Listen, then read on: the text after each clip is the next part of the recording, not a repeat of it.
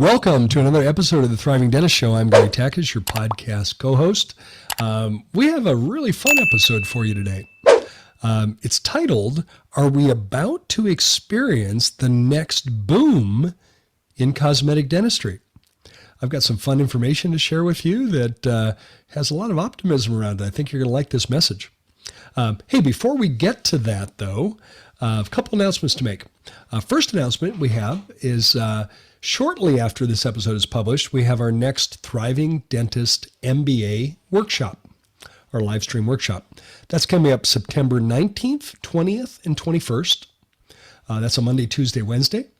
It's 9 hours of CE spread out over 3 evenings.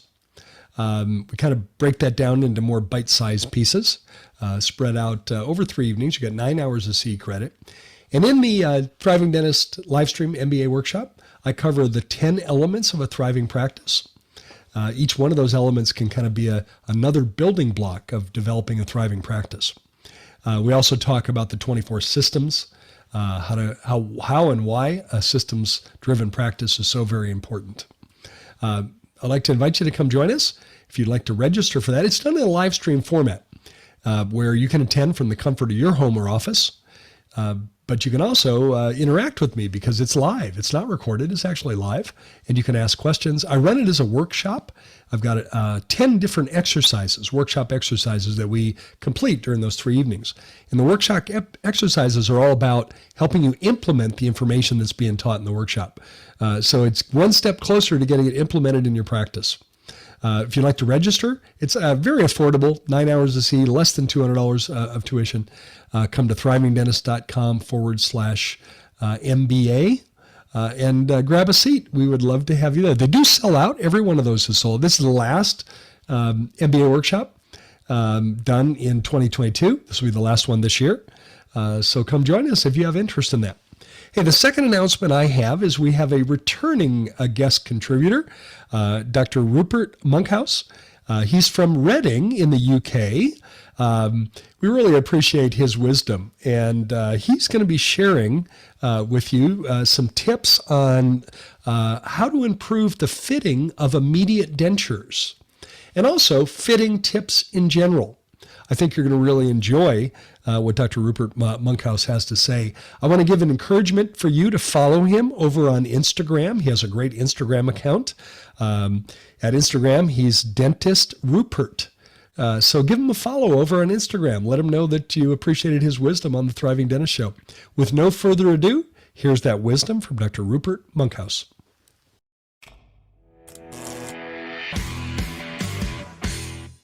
Hi there everyone, my name's Rupert Monkhouse. I previously spoke on the podcast a while ago, so thank you for Gary for inviting me back on to share another top tip. As I say, my name is Rupert, I'm a general dentist from Reading in the UK, and whilst I do general dentistry, I have a particular interest in removable prosthodontics, and I share a lot of it over on my Instagram page, Dentist Rupert, and I also run my own podcast called the Impression Club Live Podcast, which covers all areas of general dentistry.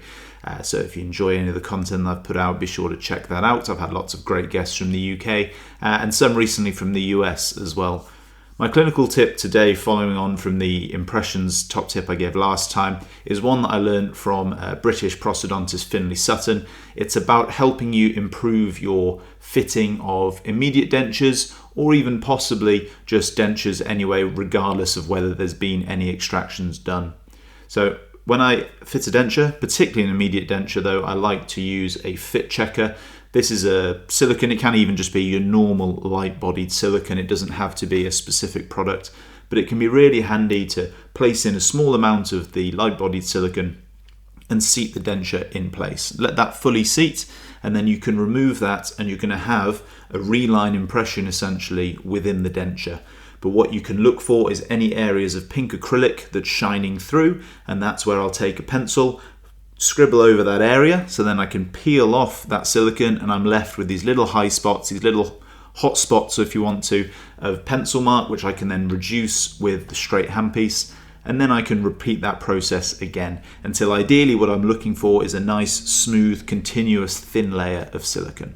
This is particularly handy for immediate dentures because, of course, the patient is numb and they can't feel exactly where it's tight. Since I've started doing this, it's drastically reduced the instances of patients coming back with discomfort to almost never, in all honesty. So I hope you found that useful, and if you did, be sure to check out the rest of my content on Dentist Rupert on Instagram, YouTube, and wherever you get your podcasts.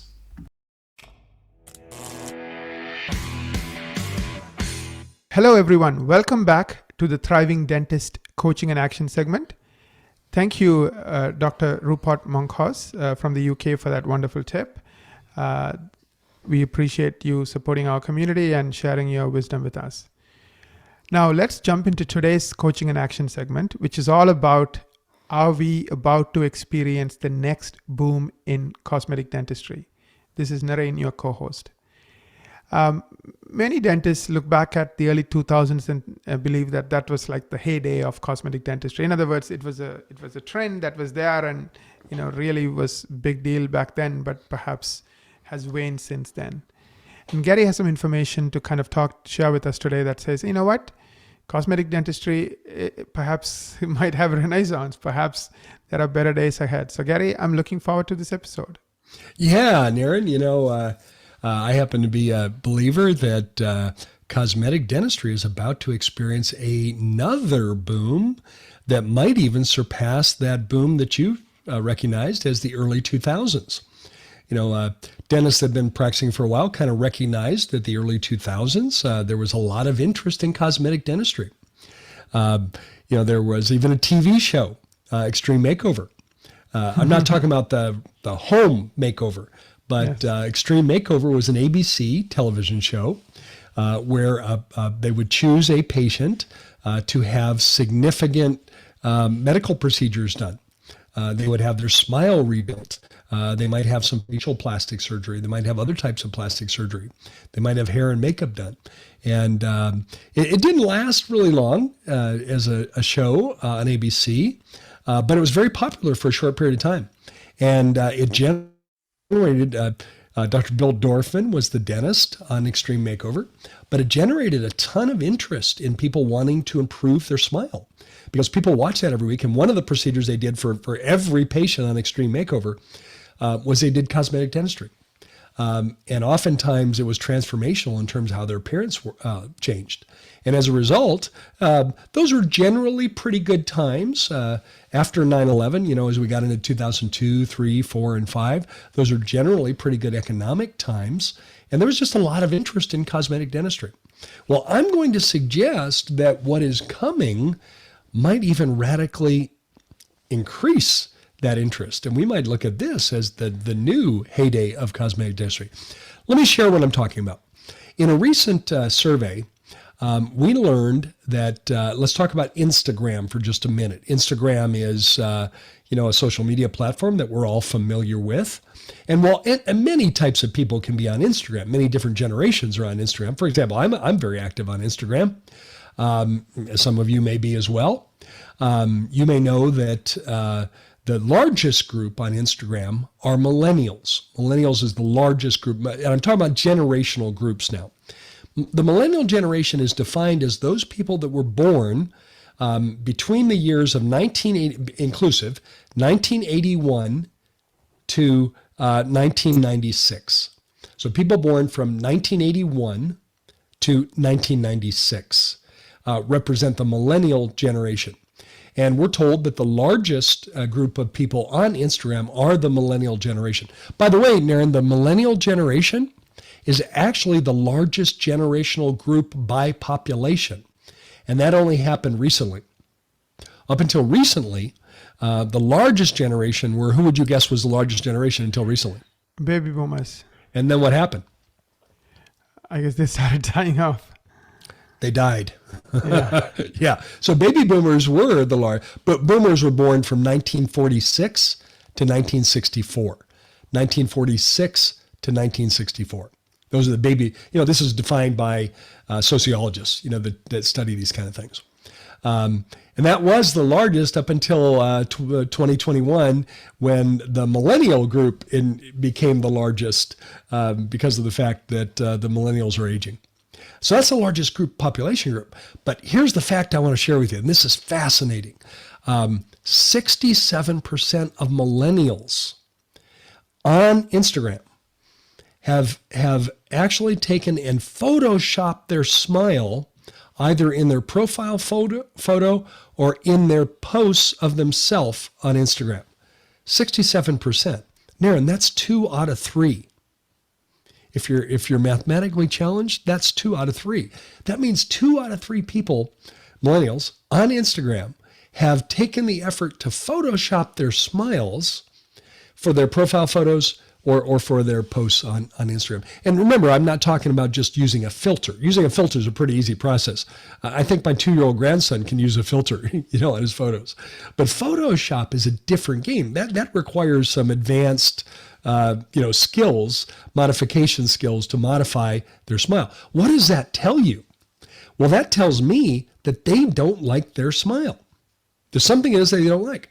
It might be color, it might be crowding, it might be spaces, it might be shape of teeth, but they don't like them. We're in a media society today. There's no denying that media is important to people today, right? And Yes. the media is everywhere. It's on our phones. It's in our social media platforms. It's everywhere. And so people are more tuned into their appearance than they ever have been because of the way we use media so much to communicate with others. And the fact that 2/3 of the millennials don't like their smiles makes me think we're about to experience a coming boom in interest in cosmetic dentistry from a generational group that historically has not been, we've not really paid much attention to when it comes to cosmetic dentistry. Now, some of you have, but I'll bet if you look at the cases you've done in your practice. First of all, we should back up and define cosmetic dentistry. What is cosmetic dentistry? I'm pretty convinced that for some of your patients, we could actually give them a toothbrush, and that could be defined as cosmetic dentistry. Get them to use a toothbrush. Okay, I'm kidding. What is cosmetic? I think of cosmetic dentistry as a lot of things. But what I think is kind of the flagship service we can do with cosmetic dentistry is a lab fabricated porcelain veneer case. Lab fabricated porcelain veneers. What we would like to call smile design. That would be 8 or 10 units, typically upper anterior, although it could be lower. That's the term that we call smile design. That's one of the main services in what I would call cosmetic dentistry.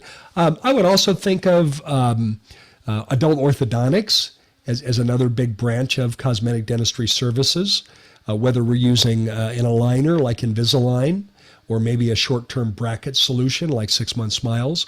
I would think of adult orthodontics as another big category of cosmetic dentistry.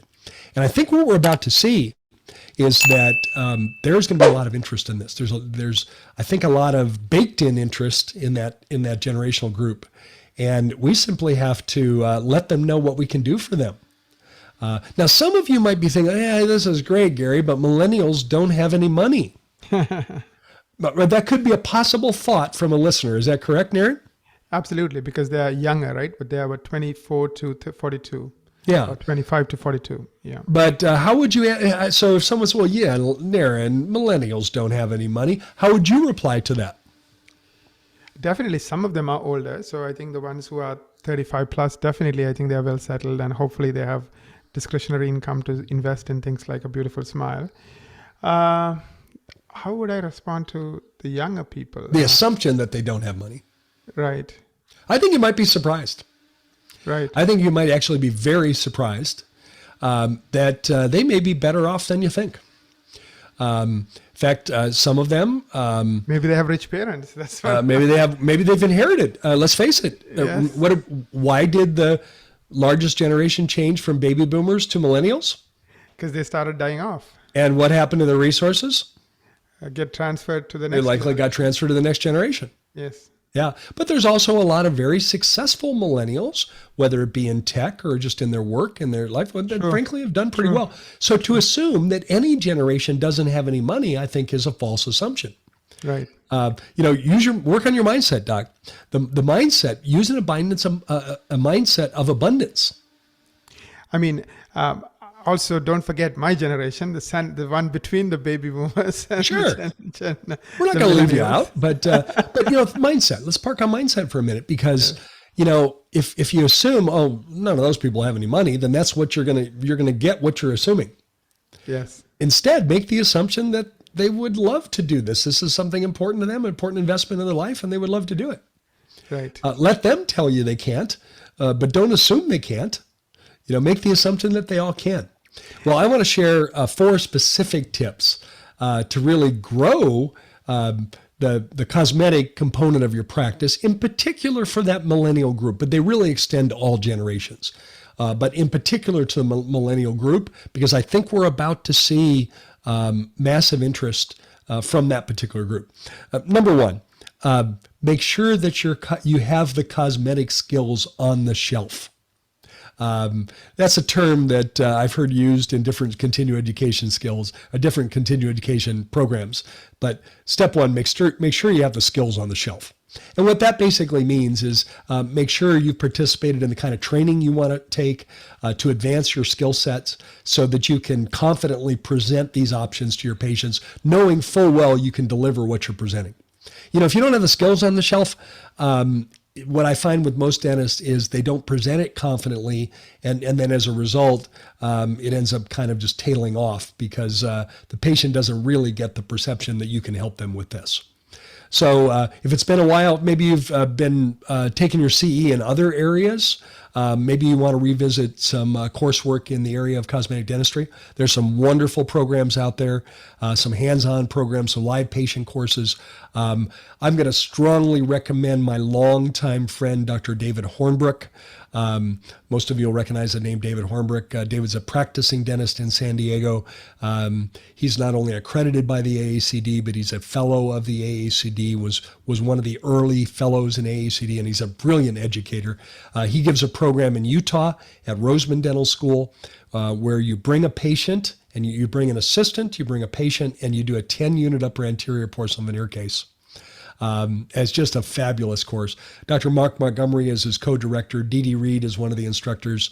Cannot think of a better place for you to get some great cosmetic continuing education. So number 1, make sure you've got your skills on the shelf and advance them as far as you can because it's going to serve you very well.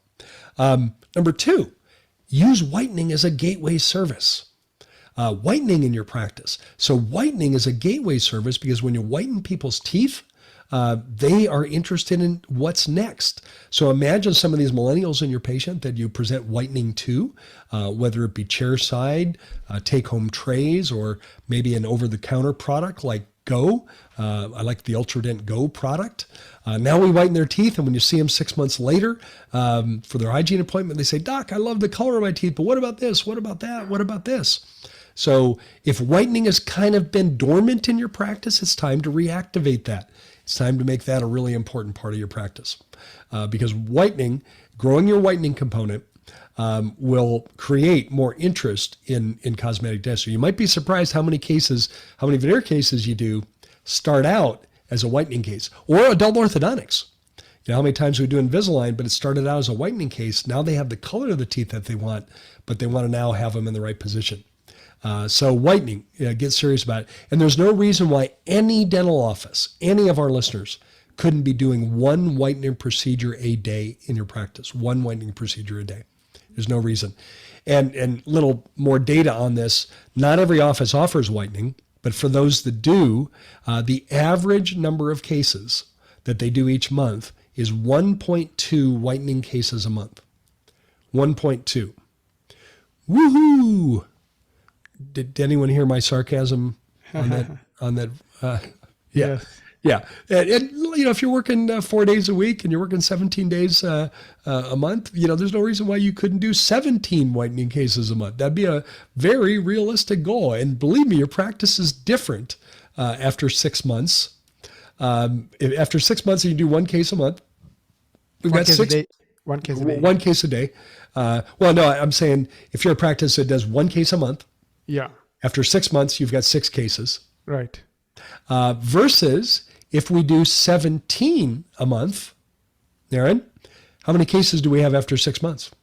102. 102. You think a practice might be different if it had 102 people thrilled with the color of their teeth instead of 6? Absolutely. Absolutely, you bet. So anyway, get serious about growing whitening in your practice. Number 3, brush off your show and tell skills. Show and tell skills. And what I mean by that is make sure you're using photography in your practice so that you can, especially after photos, to let people know what's available in your office. You've all heard me talk about the importance of photography, and it seems like photography kind of has a way of, the camera has a way of kind of living in a drawer and not getting pulled out often enough. So make sure that you're revisiting how important it is to get before and afters in your cosmetic. Oftentimes we get the afters, but we forgot to get the befores. And now make sure any photos that we show in your office, we've got patient permission to show those photos. So make sure that you have patient permission to use the photos for patient education and for marketing reasons. But a really cool thing to do is simply build a library that you can do digitally of before and after cases that you can put on a tablet, and you can show people, hey, here's how we've helped people improve their smile. The other thing that you can do is you can take, and I would have those you could take yourself. Those befores and afters you can take yourself. But I would also encourage you to have a nice selection of after photos that you enlarge and have those as your office artwork. After, not before and after, but only after photos. And if you do that, a couple tips on that. I would have those professionally taken because I want to enlarge those and have it taken by a professional photographer. And if you do those, make sure that you've got both men and women represented, but also different ages and different ethnicity represented. So make sure we have patients in different age groups, make sure we have different ethnic groups represented in those photos, because basically what we're communicating with this artwork in your office is that a beautiful smile is appropriate for men and women of any age. And if you'd like to see more millennials, make sure that at least some of those photos represent that millennial generation. That point that Gary just made is so important because what we notice is doesn't matter what marketing we do, unless you are communicating to the patients that you see someone who looks like him or her in terms of age, in terms of skin color, they might assume you might not be a good dentist for them. So a lot it's of subconscious times, too. It's a subconscious thing. It's not conscious. They don't feel, it's a subconscious thing that they don't see themselves. Right. So you have to make it a point to show them people like them who are your patients. So pictures with such patients, beautiful smiles with such patients. So I think it's really important that you do that. Yeah. Now, tip number 4, dial in your marketing. In particular, dial in your organic SEO. Make sure you are found on page 1 for all the different ways patients would type in cosmetic dentistry or adult orthodontics or whiter teeth or straighter, whiter teeth, all the different ways. And if you're curious about, well, I don't even know all the different ways I can say that, you can query Google. So you can query Google and ask Google, what are the 50 most common keywords and phrases in my area when a patient is looking for cosmetic dentistry? And they'll give you the answer.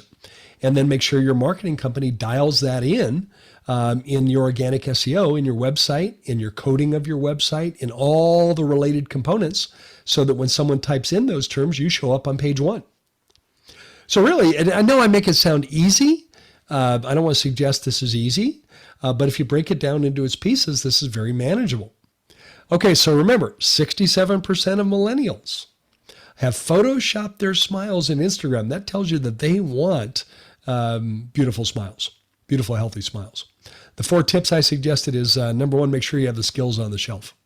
Number 2, use whitening as a gateway service, great gateway service.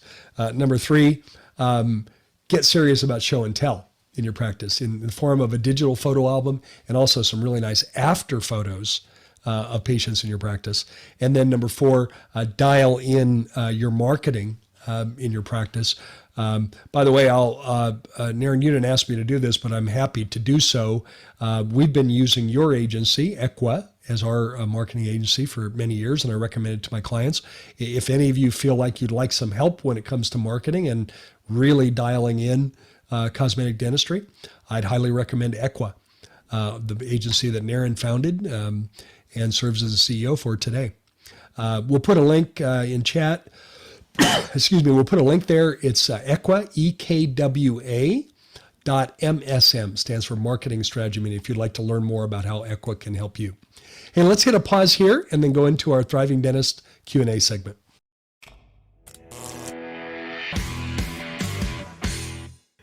Welcome back to the Thriving Dentist Q&A segment. I really enjoyed this topic, Gary. It's relevant, it's timely, and it's a good way to grow your high value services, right? So when you do cleaning or filling, you have to do a lot of those to do $10,000 in dentistry. With a cosmetic case, you might only need one or two, and you're done for the day. So it's a wonderful way to have a profitable practice. So today's topic about how to grow that and your suggestions were well taken, Gary. Let me jump into 4 questions I have from the audience. One is, how do I make my practice an attractive choice to millennials? Great question. So, we talked about that statistic of 2/3 of the millennials on Instagram want to improve their smile. But remember, cosmetic dentistry can extend to any generation. Right. So, but there's some things we know about millennials. One of the things we know about millennials is they really value technology. They are technology savvy for the most part. And again, whenever we make a broad generalization about an entire generation of people, we run the risk of overgeneralizing. Mm-hmm. There are some millennials that don't care one little hoot about technology, but the majority of millennials really do appreciate technology.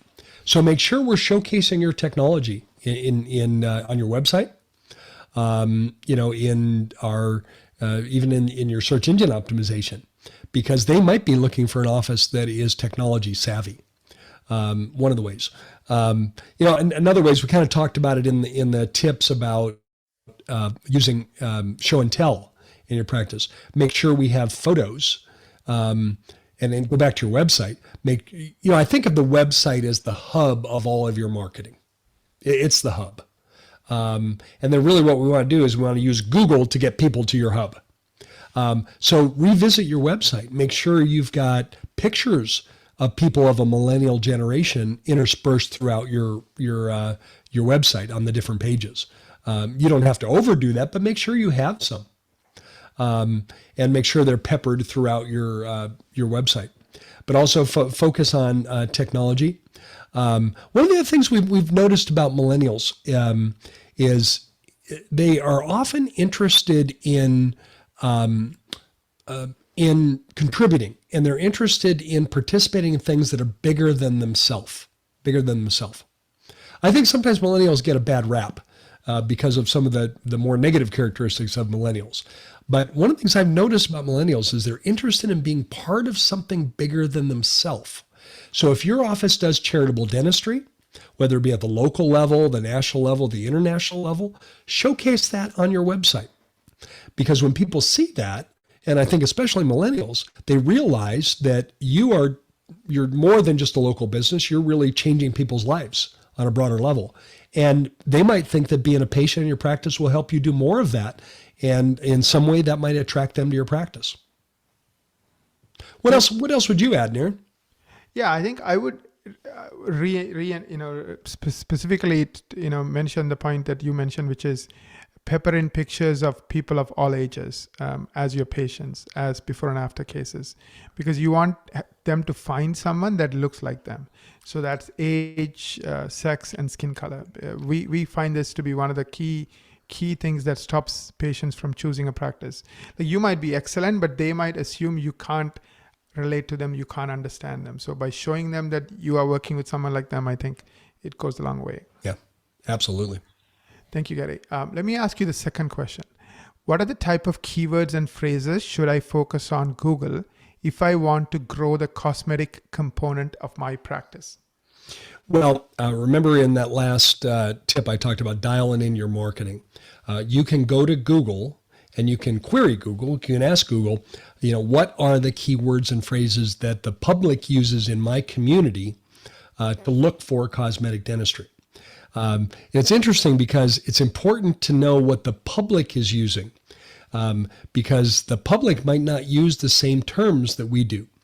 For example, we use the term veneer like everybody knows what it means. And maybe many people do know what a veneer means relative to dentistry. But there might be a whole group of people that don't know what a veneer is when it comes to dentistry. So we want to use the terms that they use. Cosmetic dentistry, aesthetic dentistry. Aesthetic dentistry might be used in some circles and not used in others. So you really want to know what the terms are that the patient uses.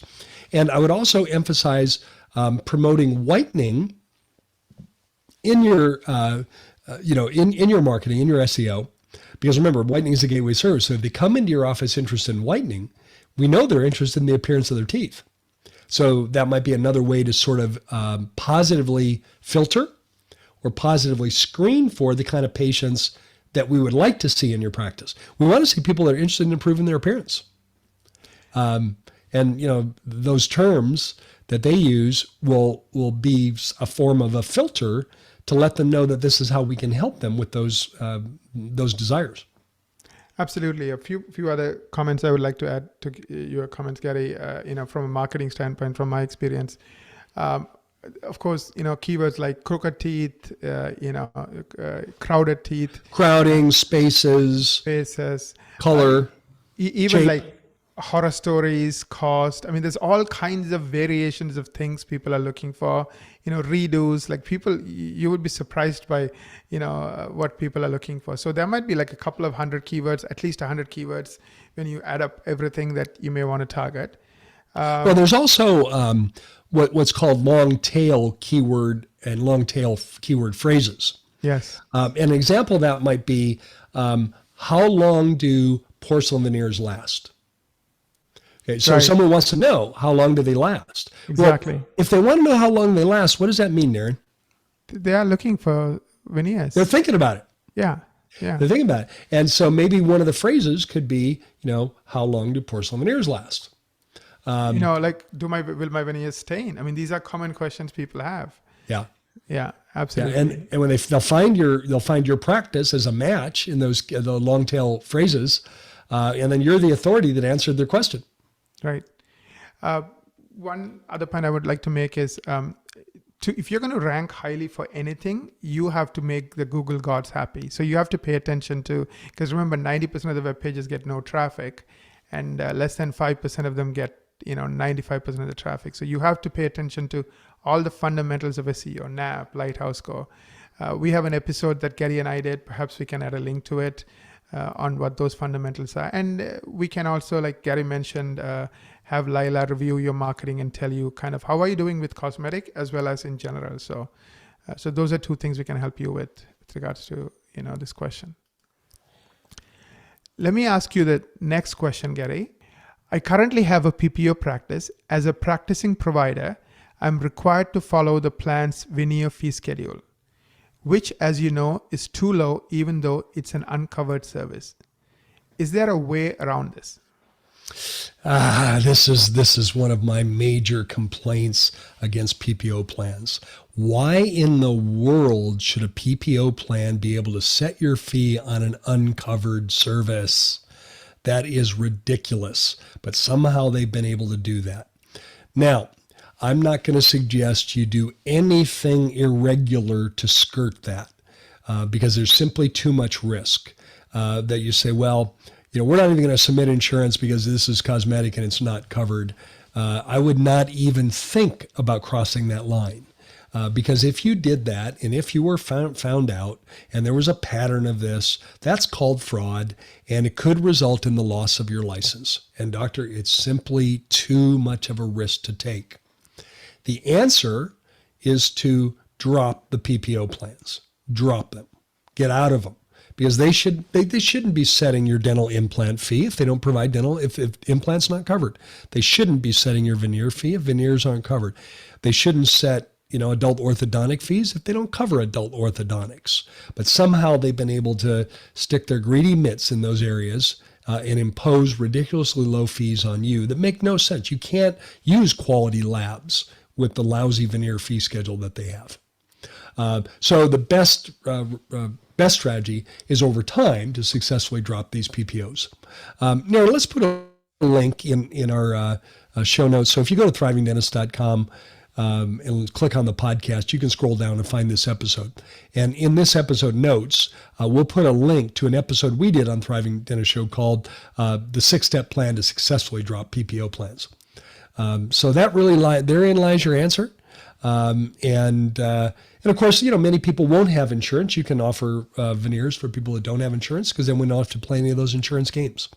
But that's a great question, and the best way to do it is you just don't want to get entangled with anything that could result in possible risk for you. So the best thing to do is to tell the PPO plans to go away. Thank you, Gary. Let me ask you the fourth and final question. Can you suggest a good way to get quality after photos for our cosmetic patients? Yeah, here's how I want to suggest that. I said earlier in the in the coaching and action segment, this is something you should have done professionally. So here's my suggestion. It's possible that you have a photographer in your practice. In fact, I'm going to say it's not only possible, it's highly likely that you have a photographer in your practice. Whether he or she has a studio or just is a professional photographer. And see if you can find a resource inside your practice to be your photographer. And then what I would do, let's say you find that person, what I would do is schedule a day at some kind of location in your community that would be a good place for a photo shoot. It could be a resort. It could be just different settings you have around town that could be a great place to take these kind of photos. The idea that a resort or a very nice hotel could be a good place for that. So schedule a day. It could be 3 or 4 hours. And I would reserve the meeting room at the hotel. And I would also bring in someone from your practice that had a connection to a hair salon that does hair and makeup. And so now we're going to have your page. Maybe we're going to do this from 10 to 1 on a Saturday morning. Invite a group of patients to show up at different times, and then have the photographer. Maybe we do a little bit of hair and makeup before we take these photos. And then we go out into the grounds of the resort and have the photographer take these photos. And out in the grounds, so it doesn't look like a stuffy, studio setting. And that's a great way to do these. And you might be able to invite 12, 15 people over that 3-hour time period. Encourage them to bring a family member or even a pet and take some photos with their family and their pet, and gift them a large format photo, as a gift for thanking them for participating in your photo shoot. You can have some hors d'oeuvres, some nice hors d'oeuvres, cheese and crackers, and just really have a fun time with it. And do that once a year, and every year you'll have fresh photos to use on your website, to use in your marketing efforts, and of course to frame and hang up in your office. And by the way, I like using Costco as a source for developing those photos, because you can actually use their frameless photo, the canvas wrap photos, so you don't have to worry about matching any decor, and they're ready to hang. Those photos, in a 2-foot by 3-foot format, or even 3-foot by 4-foot format, and Aaron, those used to be very, very expensive to have a 3-foot by 4-foot photo. And now we can do it at Costco, and they're very inexpensive.